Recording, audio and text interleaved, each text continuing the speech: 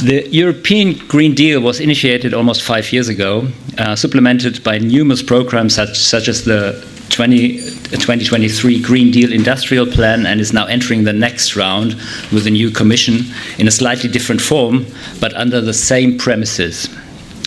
According to the European Commission at the time, the deal was a response to climate and environmental challenges that the EU wanted to turn into a unique opportunity. The Green Deal, according to the Commission, is a growth strategy to transform the EU into a fair and prosperous society with a modern, resource-efficient and competitive economy in which net greenhouse gas emissions are zero by 2050 and economic growth is decoupled from resource use. The Green Deal, like the EU's climate policy before 2019, is based on two fundamental premises. In an effort to reconcile growth, prosperity, competitiveness, and climate neutrality. First, that it's the first premise is that it's possible to drastically reduce energy consumption in the EU despite the desired economic growth.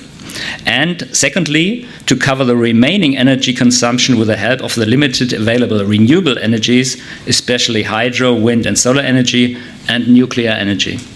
However, this strategy not only makes energy very expensive, but also avoids the use of energy through typically very expensive technologies to improve energy efficiency. Ultimately, this strategy leads to energy poverty by calling into question the history of human development, because the productivity of human labor is based on an ever more intensive use of natural forces, and this includes energy in particular. It is therefore no coincidence that per capita energy consumption has constantly increased in the course of social development, especially in times of noticeably increasing prosperity, especially since industrialization. However, the EU is now focusing on drastically reducing energy consumption in order to achieve its climate targets. However, in order to achieve the first premise of its climate targets, the EU has stipulated that primary energy consumption, which is the total amount of energy taken from nature by energy supply and as a raw material, should fall by 39% between 2008 and 2030 due to efficiency improvements. The target for final energy consumption is even stricter. Member states are obliged to reduce this final energy consumption, i.e. the amount of energy taken from the energy system by consumers, by a total of 13.7% between 2021 and 2030, and to achieve annual energy growth savings of 1.9% from 2031 onwards, irrespective of economic growth. Of course, these targets are based on the idea that massive investment in green energy efficiency technologies will make such massive energy savings possible that these targets would be achieved even without economic growth. So far, the EU and member states have mainly relied on regulatory requirements to force efficiency improvements.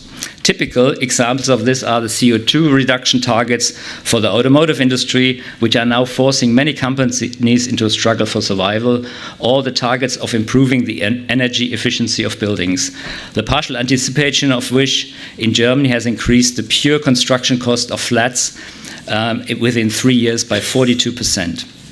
The fact that the EU generally resorts to regulatory coercion to reduce energy consumption is due to the fact that efficiency improvements are typically so costly that they do not pay off for companies and consumers.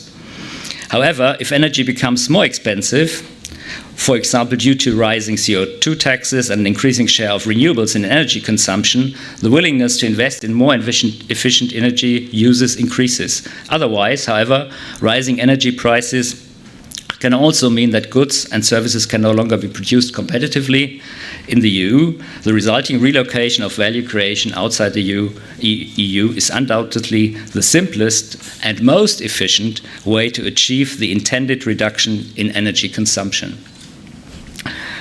The EU wants to achieve the second premise of the climate targets by increasing the share of renewable energy in energy consumption to 45% by 2030. However, this will lead to a switch to an extremely expensive energy supply.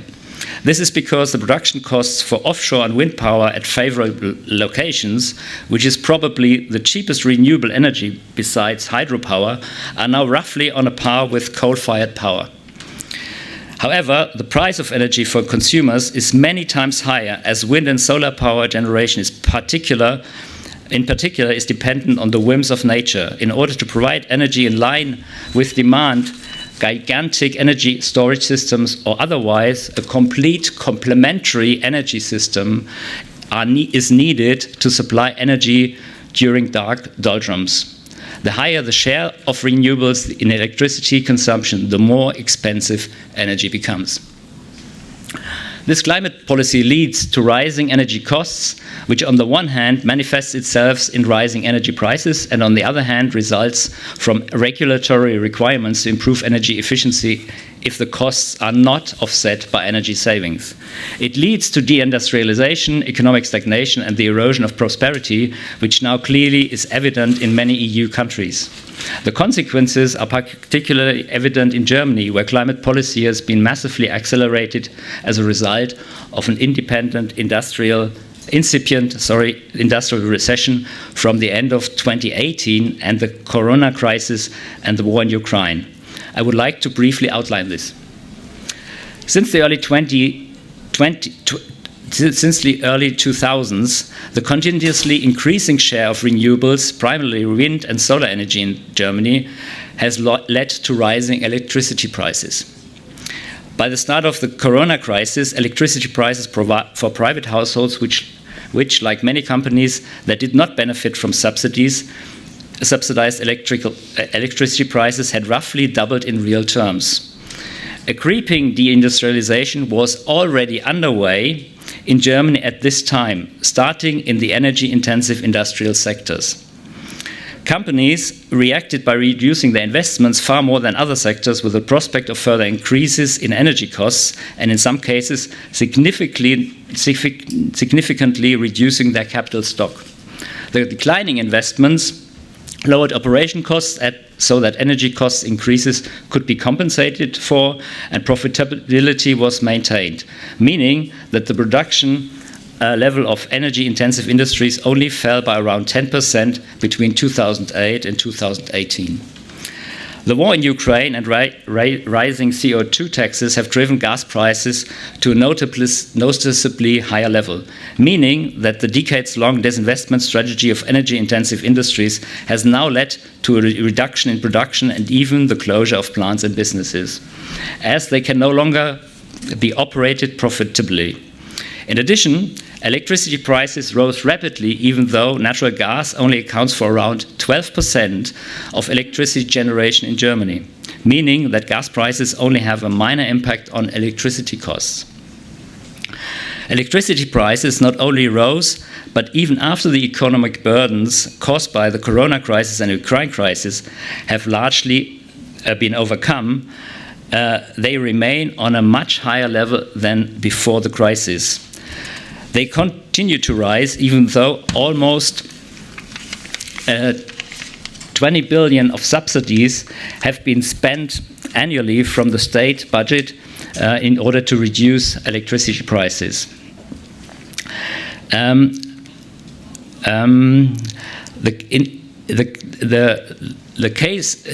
The cause of all this enormous electricity price rise is the increase in share of renewables in electricity consumption.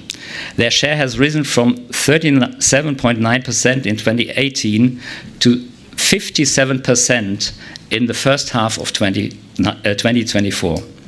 Electricity prices have risen because cheap coal and nuclear power has been displaced. More expensive wind and solar power has been fed into the grid instead, and more expensive electricity from gas-fired power plants and from abroad has had to be fed into the compensate for the volatility of the renewables. But why has the share of renewables risen so sharply, by almost 50% in just 5 years? The reason is that the build-up of renewables and their successively increasing share of energy consumption is leading to rising electricity prices, and this is a burden on companies unless they are able to pass on the costs. As competition is gradually being lost, they react by reducing production. As a result, the vicious circle underlying the Green Deal has accelerated enormously as production cuts have reduced electricity consumption in industry so rapidly that the share of renewables has shot up.